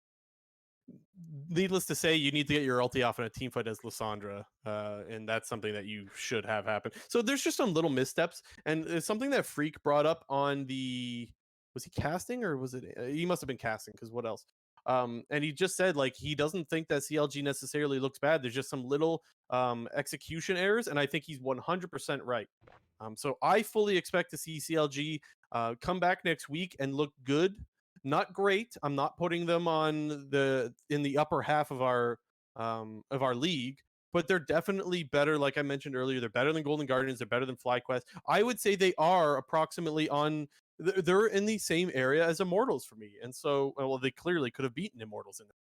So cheering for CLG, I'm not worried. Honestly, I'm really not. I think that people will know what to draft into them, which is a little bit of a thing to be worried about. But I think the advantage of having a style and having multiple ways to play that style is more valuable. And there's my rant of CLG. I guess what I'll say to that is, what do you mean by multiple ways to play that style? Because I think it's a fairly linear style. So multiple picks, I should say. I should have worded that differently. So like if the Galio's banned, it's okay. They'll play the Lissandra. They have a lot of picks to dive with, whether it be Rakan, whether it be Xin Zhao, Vi, Galio, Kled, like they're fucking diving set. There's lots of champions that fit their champion pool that can play the heavy dive, and so I don't think it's as simple as ban them out forehead. It's not. I don't. There's too much dive in the game, and so I think that even if they get the ban hammer on their Galio, I think they have other picks ready, and that they can continue to play their style. I just don't really see it that way. I would much prefer it. Like if CLG is just going to completely pigeonhole themselves into going with this strategy and this strategy only, I don't think they're going to pick up a lot of wins. I think that's probably the worst thing that you could actually do with 5 weeks left in the split and moving into playoffs, because it just makes your team predictable. And while, yes, you're correct in saying that they do have different champions in each role to provide that hard engage style, whether it's top lane, you want to take Set, you want to take the Kled, whether it's jungle, you want to take a Xin Zhao, you want to take a Vi, whether it's mid, you want to take a Galio, Lissandra, whether it's support, you take a Rakan, or you take like an Alistar or something. I just think that if you completely pigeonhole your strategy into only one strategy, I just think it makes it very obvious for teams to not only game plan around that in the draft phase, but also in the game itself, because it does make your timings and potentially your jungle pathings very obvious. But on the jungle pathing point, Broxy did a really great job pathing around those 2 Cloud9 wards early game, and I think that's really what you need to do. Is if you're going to do that, you have to continue to innovate and change your style by introducing new champions or doing things to become unpredictable, because I think there's a huge possibility of CLG just becoming predictable if this is what they're going to go for. I agree that they are predictable, and I'm not going to pretend predictable is a good thing, but I would rather you play the one style, even if it is predictable, you play the one style that you're good at, rather than trying to play styles that you've had no success on the whole year. They haven't had success all year on pretty much anything. Yeah, and I mean, they have something. So even if you are predictable, you keep playing it. Yeah. I would also say, and just my last thing on the predictable part is that last year, TSM was very predictable in how they were going to play out their games. Now, mind you, TSM last year in 2020, much better team than CLG in 2021. I recognize that, but everyone knew TSM was going to dive top lane level 3 last year in playoffs, and they continued to do it, and it worked. Even if they were predictable, it still continued to work over and over again. We knew what was going to happen, and they ended up winning the whole split. And so I guess my point is that if you can win all of North America while being predictable, you could place yourself in the playoffs by being predictable as well. That's not that big of a well, I don't know you get what I'm trying to say. Well, like on that point specifically, like I don't think TSM was live or die by the Nidalee Renekton top. I think while yes, it was clearly a very powerful strategy and a strategy that was pretty obvious, the teams kind of just like weren't defending. I don't think that was like the all or nothing kind of thing that CLG is running. And if that's going to be what you're going to do, that's totally fine. But you just have to, as I mentioned, you need to continue to innovate new picks and change up the strategy to not just make it so cookie cutter. I think the perfect example of this, it's a sports reference, so sorry to anybody who's known a ton of sports, but the Houston Rockets, like 2 years ago, basically decided to run this whole small ball lineup where they basically didn't run a center and were just 3-point shooting the whole league. Like that was their plan in an attempt to win the league. They almost did. They lost to Golden State in the conference finals, but you're going to have to accept that. If you're going to live and die by a specific team comp or a specific play style, like that's got to be it, and that's got to be your complete focus, because I don't think you can spend a ton of time on this kind of a comp and then suddenly last minute, it's not working, we got to switch. It's like, no, you got to try to you got to try to mix it in with other stuff or just run it in and Bronzodia this bitch. Yep, I agree. Okay, Golden Guardians next. Or last up was Golden Guardians. I think I'm happy where they're at considering where they were at. They're right on track to win. They keep winning one game every weekend. That's all I have to say about them. That's solid. Dude, like this, there was like more than happy, right? How can you expect anything more from what was definitely the worst team in the league? There was no hope at all for this team in spring split. And I think even coming into summer split, like people weren't even that sold on the roster. I was not either. I thought, yes, Solo was going to be an upgrade over Niles. Chime, no fucking clue how that was going to work. But their players also seem to just be playing better, whether that's due to them having better individual players in Chime and Solo, or whether it's like a new mindset or just like they realize like, we got to really improve. Like Blaze Olive's looking really good. I think Blaze Olive, I think, has been their best player. Yeah, I think Stixxay has been solid. I think Solo's been solid. The jury's still out on. That's where I'm different. Is that actually Solo has looked even though he's definitely to me an upgrade, that's where I was gonna go. Is that Solo actually has had quite a few int games. I guess it's maybe like by comparison there. Exactly, right? yeah. That's the exact thing, is that he's just so much better than Niles that it's like, well, it's an upgrade Yeah. still, so but yeah. Yeah, like looking at Golden Guardians last year, they had 5 bad okay, at the very least, they had 4 bad players in each role, and this year you could argue they only have 2. Like bad players. Iconic Chime, is that where you're going with this? Yeah. Okay, I can get behind And that. and last year I would say Stixay was probably the only person that was not like bad. You mean less split? Last split, sorry. Yes. Yeah. Okay. Yeah. Yeah. I think you're probably right. Although Olive did have some good games last split as well, so I would say I would put him in that same category as well. And I'd say he's But, played much better than he did last year. Or Yep. last split, sorry. Yep. No, I know what you mean. Yep. No problem. Shout out to Blaze Olive. Let's go Olive. Big fans. Okay. Let's get into the weekly awards. Popoff, Beansoup. Alrighty. Am I going first or you going first? I can go first. I Go. gave it to Contracts, even though he played Yeah, one very good. game. He popped off hella hard. I feel like that's the embodiment of the award. It was sad. Not sad, sorry. It was good to see. I mean, I don't know. What's the word? Well, he was emotional on the broadcast when he was giving his post-game Yeah. interview. And that was nice to see, I guess. Like, he was very honest that, you know, his time down in Academy, he wasn't playing very well. He didn't have a ton of confidence in himself early on. And then seeing how he's finally realizing all this hard work that he's put in when he was on 100 Thieves Academy and now EG is paying off. Yeah, really good to see. I went with Huhi. I mentioned how he absolutely dummied Cloud9's bot lane. I don't know what more to say. He looks great, and he is my front runner for MVP so far. Beansoup JNT. It was hard to pick this one, and I feel bad giving it to a CLG player. Okay. Because like I said, like they went 0-3, but it wasn't like they looked terrible. But Wild Turtle griefed the game. Wild Turkey. He just griefed he the did. game.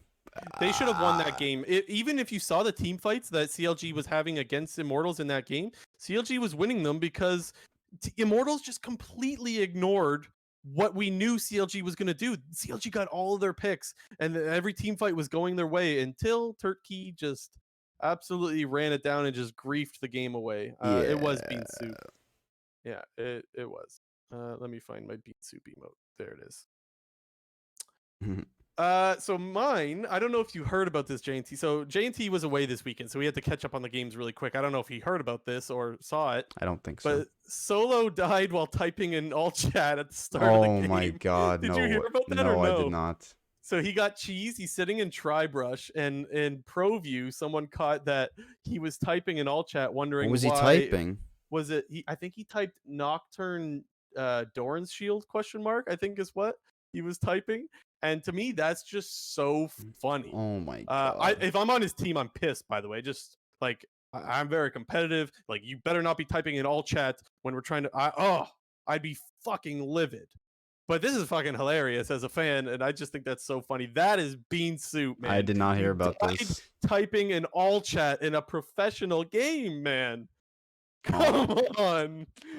So that's rough. Yeah, that's fucking hilarious. Don't quote me on exactly what he said, but I'm like 90% sure that that's what he was saying about something about Doran's Shield, and I think it was Nocturne, and I think it was ? And that's just hilarious. Okay. Let's move on, right? Yep. We got meta stuff to go into. Let's start. There's a lot to get into. We're gonna try to not take too long on this, but let's go, JNT. Yeah. Where are we starting with the patch 11.13 changes? Yeah, well, there's a lot of changes. Not necessary. Well, normally you would argue that when a big patch drops, it's all about like, oh, champions getting nerfed and buffed. But I think the most important stuff out of all of this patch is the mobility nerfs, the new items coming in, and a couple of the small, mythic item buffs that they're giving, and some rune changes. So while there is some pretty impactful champion ones, we'll run that down real quick. Let's get the champion ones out of the way, right? Yeah. Lee Sin, his E is getting nerfed. Base damage levels 1 to 5. His wave clear should be hurt, so lane Lee Sin is getting a little bit of a nerf. That's what we're expecting. It makes me wonder. if I haven't played on the yeah, as Jamie said, I've been away all week, so I haven't been playing any League. I wonder what the threshold is, or if Lee Sin can still E and Tiamat, or what's it called, Iron Spike whip the wave, and it'll get one shot. I don't know how that works, but that was my main problem with Lee Sin, is his ability to just press E and Iron Spike whip the wave, and it just all dies, and you one auto all the melee minions down. That's not allowed. Too toxic. So that hurts. Next up is Olaf. Olaf's getting a little bit of a buff, right? He's getting HP per level, and he's getting slightly increased HP regen and mana regen. Olaf's seen a lot more play in North America historically than in other regions, from what I could tell. And so this makes me wonder if it's going to bring him back into pro play in North America. To be determined. I don't have any hard opinions on this. Yeah, I think with the Stridebreaker change, again, I don't know myself from playing or watching games, but I don't know how he kind of fits with the new Stridebreaker, where we'll get into it later, but with the fat slow and the fat damage as opposed to the dash now. So we'll just have to see how that works. The biggest one, however, of all the champions, Rumble is getting a big boy nerf. His W cooldown at level 1 is now being increased from 6 to 7 seconds, meaning Rumble can no longer stack his heat resource before the first camp, then overheating right away and getting the increased attack speed and auto damage. And a big part of your clear is overheating so that he can whack over and over and over. He hits the buff and then it dies really quickly. So his clear is super slowed down. We were talking about this earlier. You would have to have a teammate come leash you no matter what now, which is not something you want in pro play. You don't want to have to rely on that leash all the time. So we think Rumble Jungle is dead. Teams always try to hold on to something, right? Yeah, like they do. There's always someone. It was like at MSI when teams were still picking Tank Hecarim when it was like in the dumpster. It's like, what are you doing, man? Like the champ's garbage. I saw Udyr in LCK this week, and I was like, really? Yeah. So there's gonna be someone that holds on. We'll see anyway. Yeah. What's next? The Tom Kench reworks coming out. I think this most likely officially kills Senna Tom Kench. And probably Tom Kench support as a whole. I honestly don't think this champion is probably a support anymore. I think his highest play rate is now top lane with just like the solo queue sets that have came out. All of his win rates are terrible. I think that's expected from a reworked champion. But we'll probably just have to tweak the numbers. I think it's more likely that he probably becomes a top laner now than a support due to his Devour, his former W ability, now being put onto his ult. You just not having access to that ranks 1 through 5, I feel like really hurts his play down bottom lane. We'll just have to see honestly how this thing plays out. Maybe I should have given that my Popoff. As J&T knows, I fucking hate Tom Kench. It ruins so many plays in competitive play, and so yeah, I mean, I'm glad Tom Kench. See you later. Go in the top lane. Fine, no problem. But I don't want to see this guy devouring every 2 seconds or every 20 seconds, whatever it was. 24 seconds, I'm level 1. Done with that champion. Goodbye. I'm glad he got reworked. What's next? Viego nerfs. Yeah, Viego, he got some nerfs to his sustain and lane, his passive, the double auto that you get. They halved the healing on minions, but they gave him a little compensation buff with his E, which is the mist, where he gets a little bit more attack speed, and the mist goes out a bit quicker. Sure. Yeah, it was pretty cancerous, honestly, that Viego was just like, even in pro play and solo queue, was just able to build a Vamp Scepter and just never be pushed out of lane because you. Well, and yeah, you got to wonder if he's still viable in pro play. I feel he like is viable, definitely. The champion's too strong for it to be bad. The priority might change on him. Let's say that. I think it more likely pushes him probably into the top lane than the mid lane. Because I think a big reason why he was able to stay mid was even if the enemy team was picking a ranged champion or picking some sort of control mage, you could sort of sustain out their burst in the early game with an early Vamp Scepter and with the passive. And I would assume this probably pushes him more to like the fighter role in the top lane. That's what I would assume. Okay, item changes now. Yeah, we got 2 new items. Let's get a little interesting here. Yeah, we have 2 new items. One is called. Wait, what's the first? How do you? Anathema's Chains. Yeah.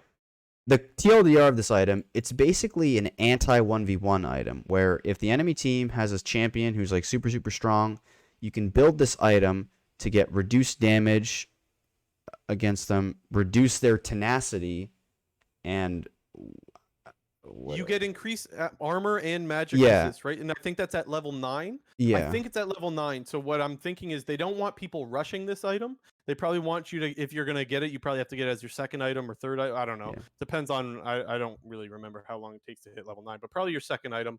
Maybe third. Maybe there's just a more OP item. I'm not really sure. But they don't want you building it right off the bat and just owning the lane. It has a looks like weird stat line, so I don't think it even is like a rushable item because it's only HP and ability haste. Gives you no damage, gives you no armor or MR. So I think this will probably be some like niche item that you might see like third or fourth, specifically if the enemy team does have that sort of like a Jax, a Fiora, an Irelia, that kind of a champion. I think this is what we'll mainly see for this item. Yeah, definitely interesting to see. The next one Is Hullbreaker. Basically a split push item where you get increased AD and damage to towers when you're in a side lane. And it gives like Hold on, 500. I fucked up. I think I fucked up. Oh. Because I said that you got increased at level 9. That was a Hullbreaker item. I think I confused the two. Well, that's okay. I'm reading the patch notes right now. So just to clarify, guys, I made a mistake. It's the Hullbreaker item that level 9 to 18. Level 9 is when you get the armor and magic resist. My mistake. Go ahead.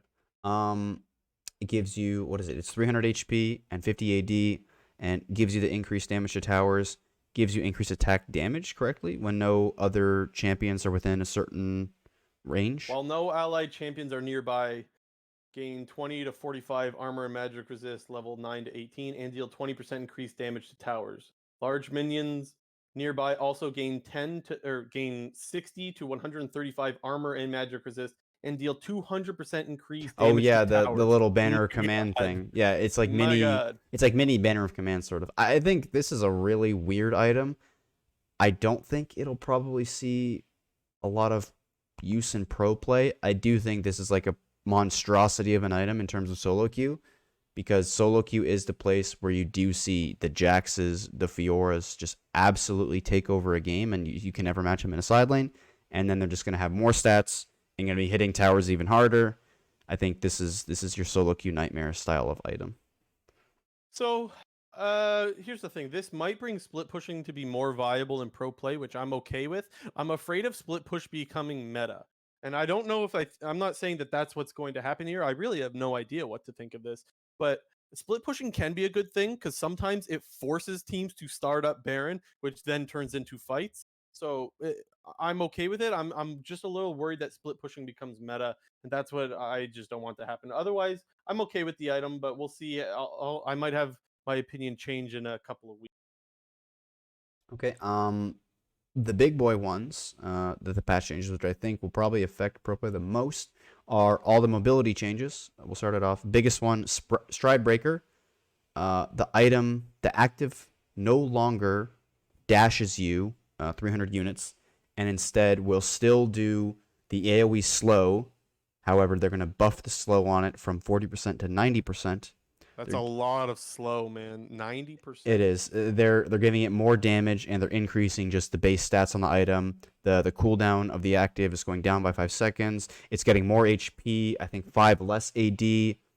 Basically, the health is going from 200 to 400. Like, yeah. I feel like this is kind of a buff. I don't know if that's what it's intended to do. It's supposed to be a nerf. I don't know. We'll have to wait and see. Yeah, you lose some mobility, but you get a lot. It's interesting because just even looking at the like solo queue data that's already out in terms of like champion like win rates and whatnot, the champs that have fallen off the most, or the one that really fell off the most, is Darius, because that was like he was like the first like I feel like champ that really fell in love with this item early on, because all Darius needs is like that gap close to get on you. But thinking more to pro play, I'm thinking this might kind of hurt like Gnar a little bit, because Gnar kind of also needed that, you know, dash to get in range with the Mega Gnar, or whether it was the Mini Gnar. But the main one to talk about with this change is Nocturne, because Nocturne is already very viable in pro play right now, in top and mid lane. It does see some sparse jungle play, and with the Stridebreaker changes, the champion has basically become absurdly OP in solo queue. It's like, I think across all 3 roles of top mid jungle, it got a 3% increase in win rate, and at all 3 of those roles is above 53%. Wow. They didn't hotfix Nocturne or the item, so I feel like Nocturne will just become this monstrosity in pro play. because the Nocturne already gets on top of you. You then have the fat slow. It deals even more damage, and the cooldown is even lower, and you're getting more stats. So people should be abusing this while they can, is Yeah, what you're saying. and JP. Okay. that's what people on Reddit and Twitter are saying. Like, if you want the free elo right now, it's to pick Nocturne. Yeah. Another change that stood out to me is the Shurelya's one. The speed increase went from 60% decaying to 30% over 2 seconds, which is now just 30%. So it's not 60 and decaying down. This was a needed nerf, I think. Mhm. I thought Shurelya's was OP as hell, honestly. I thought it was such a good item. I think that maybe this hurts the Lulus that we're seeing, or the Karmas, perhaps. Yeah, And maybe we see a little bit less of that in pro play. I think it probably more likely affects the solo lane, Lulu and Karmas, because I think you were perfectly fine and able to put those champs in a solo lane because they brought enough utility with the movement speed, and maybe it kind of knocks them down a peg to where they just more slot into that support role because they are that supportive style of champion. So I think we'll probably still see Karma and we'll probably still see Lulu, but I think their solo lane play might go away and we'll just see them. If they're picked, they'll be support. Okie dokie. What else? There was a bunch of other small like movement speed changes to items. Like Gale Force got its movement speed nerfed a little bit. Cosmic Drive, Lich Bane, Trinity Force, Deadman's Plate, Black Cleaver. A bunch of like very small move speed nerfs. The other big ones to get to are the Prowler's Claw nerfs. Lots I think of nerfs with Prowler's Claw. My yeah. God. Well, this item was straight up broken. I don't know how they never nerfed this item for such a long time. There's not a ton of users there's not a ton of champions that use Prowler's Claw and pro play. The main one would be Varus, and I think with the change to overall give it less lethality, and you kind of you lose that funny little interaction where you can like Prowler's Claw onto a minion and throw the Varus ultimate out. We saw that clip from Reckless, where if you watch the LEC game, he basically Prowler's Claw to a minion and used that to like propel his Varus ult forward to hit. I think it was Karzi they were playing, Mad Lions at the time. There was some really weird interactions that you could do with Prowler's Claw on a not champion, and I think that was like they just got rid of that. And now you have to do it to champions. Yeah, it's a champion only. They nerfed the lethality on it. The champion was just like pretty much a solo queue item. I think we'll see a lot less of that. And now. the cooldown went from 60 to 90 seconds, so a nerf on the CD as well. Okay, lots of AP mana mythic items getting a little bit of a buff. There are 200 gold cheaper. Yeah, I think so mages definitely needed a buff. We've been seeing in all of pro play a ton of bruiser style champions in the mid lane, or even just AD champions in general. We're seeing a lot of Lucian mid. We saw a lot of Lee Sin mid. We're seeing a lot of Nocturne mid, a lot of Set mid. Basically, not mages. And mages are still pretty powerful. Yes, they're on the weaker side, but I think especially in pro play, any buff to mages is probably going to see like a small buff to a mage will be way more impactful in pro play than it will be in solo queue, because I think all these players around the world are so proficient on all your staple control mages that any buff will be pushed to the maximum. And it being 200 gold cheaper means that you complete your mythic like 1 or 2 waves quicker. I feel like that could impact a ton of champions in terms of their timings with when they're strong, yada yada. Mages, they're making a bit of a comeback here. I think Power of Evil's sitting there, he's happy. Yeah, okay, and then Moonstone. Moonstone got buffed. I feel like the item was pretty underwhelming because Shurelya's was so OP. We could maybe see the switch back to Moonstone after the big nerf to Shurelya's, and the Moonstone has been getting some small buffs for like 3 or 4 patches now. So I feel like there could be maybe a turning point, and maybe the Karmas and the Lulus, they go back to the Moonstone. God forbid we ever see like Lilia again with the Moonstone build. Fuck that. Never see that again, please. And then Sunderer's kind of a big one. We're seeing a lot of Sunderer in pro play right now. What's the nerf there? Yeah, they're only nerfing it for ranged champs, but it's the big like percentage. I think for it used to be 12%, and now it's targets maximum health. Yeah, as the little 9. Yeah, for ranged champions it's gone down from 12 to 9. I think the biggest nerf this is obviously for is for Ezreal. Yep. Ezreal loves this item. Again, based on like the solo queue data, the win rate dropped like 2.5%. So I do think that Ezreal is no longer going to be the best ADC. I think he pretty much was like the #1 ADC with the Divine Sunderer changes. So I think we will see bit of a drop in priority from him. Yep. And then last one is Nimbus Cloak got a little bit of a nerf. That fucking rune is so garbage. Can we just delete that rune already? I hate that. Most people don't like Nimbus Cloak. J&T hates Dude, Nimbus just Cloak. delete the I don't blame rune. you. I don't like it either. If you play Darius with Ghost Nimbus Cloak, I don't like you and I never want to speak with you. Just get out of here. Don't ever get out of here. Tell us how you really feel. Okay, so those are the main changes that's happening for. Oh, well, I guess we should say what it is, right? The movement speed is down from at max rank rather goes from 35% to 25% for 2 seconds. So after you use Summoner, you get that movement speed is a little bit nerfed, which is nice to see. Yeah. Okay, so now that we've gone through all the major changes, let's just quickly team buffs, nerfs. What are your standouts? For me, you kind of mentioned it, but PoE with some mage item buffs, that is a buff to TSM, but I also would say that it's a buff to Jensen as well. I think Jensen's had a really good history of playing mages, and well, I think that that's going to help Team Liquid just as much as it'll help Team Liquid. So, help Team Liquid as much as it will help TSM rather. I think those two teams get a buff. Yeah, the main one for me, honestly, is teams who have already been playing Nocturne are just going to feel even better about that because I think the champion is going to be even stronger than it has been on the previous Who was patches. playing a lot of Nocturne? Well, I mean, a lot of people were playing Nocturne. And Insanity was playing. Insanity recently has been playing a lot of Nocturne. Hooney at the start of the split was playing a ton of Nocturne. Yeah. He was doing a lot of good work on it. We saw Perks play a Nocturne game. He was all right against the CLG. It was a bit but basically, if you've been playing Nocturne, I think you're happy that you've spent some time playing the champion because it's only going to pay greater dividends. And then the Lee Sin nerfs is kind of a nerf to Cloud9. I think we would agree. Yeah. I mean, a lot of people were playing Lee Sin, but Cloud9 was playing a lot of it. Yeah. And then I would also say maybe a buff. We'll have to wait and see what Olaf really does. But if Olaf gets better, it's just a good thing for Cloud9. Blabber is the best Olaf that we have in North And America. all the Rumble abusers are sad. Sorry, Santorin. Santorin got like... I don't even think he'll be upset. He could play lots of other stuff. I don't think he'll be not Volibear. by that. Yeah, true. The thing is, I would have said at the start of this year, I would have said Volibear would be such a great pick for him. It just hasn't. Yeah, it just hasn't been.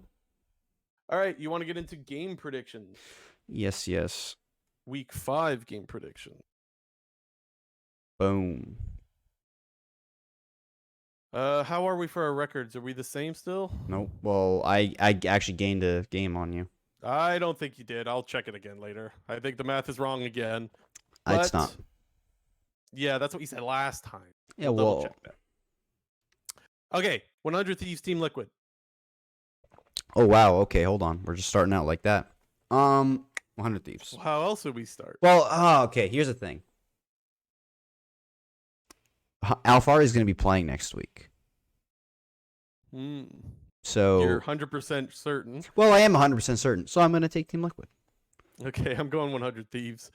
Yeah. Even if Alfari plays, I have a lot of faith in 100 Thieves right now that they are the best team. So I'm going with them. Although I will admit the matchup in the top lane is interesting if Alfari's playing. That would be a really good statement to come back and just smash someday, seeing as they're the best team, but it's also something that we could very well see happen. Still going 100 Thieves. Next up, Good versus Evil. FlyQuest versus EG. Evil. Evil is going to prevail. I was going to say prevail, but I didn't, so I'm glad you said it. EG. Yeah. Dig TSM. TSM digs a dumpster fire. Yep. Immortals versus Cloud9. Immortals got the better of Cloud9 in the previous matchup, but I'll take Cloud9. I thought about it because C9's looked so bad lately, but I still don't think that Immortals is that good that they can just easily capitalize on it. So, I mean, I'll go Cloud9. CLG versus Golden Guardians. I already know where you're going with this one. CLG. Taxes are being paid. I'm going to stick with CLG as well on this one. I think... I know you said that you think CLG is the tier above Golden Guardians. I don't know if they're like half a tier, 2/3 of a tier. Nah, I think, well, I mean, this is my opinion. I just think CLG is definitely better than them. I'm not going to pretend CLG is a great team. They're better than Golden Guardians. That doesn't mean Golden Guardians can't win. We've seen them upset lots of teams this year, but CLG is the better team. CLG. TSM versus Immortals. The see if Immortals can get revenge on their. Oh, that was unintended pun. Revenge on their failed base race. God Almighty, that was horrid. I just had to think about that again. I just think TSM's better. Yeah, me too. It's that simple. I don't want to take an upset. Not on that one anyway. EG versus CLG. You said you didn't want to take an upset on the previous one. What's going on here? I might take an upset on this one. I'm picking EG. I definitely think EG's the better team. I don't. Well, let me see if there's other ones that I might want to take an upset with. Can I revisit? No, I don't want to revisit. I'll take CLG and I'll revisit at the end rather. I'll take something for now. So CLG taking. I got my first upset. All right. TL versus C9. Oh wow, Cloud9's got a tough schedule. I just seen this. I'm gonna go Cloud9. But Team Liquid's having Alfari back 100% JNT. I mean they are. But what happened last time we saw Fudge versus Alfari? That's all I'm saying. Okay, all right. Yeah, I'm gonna go Team Liquid.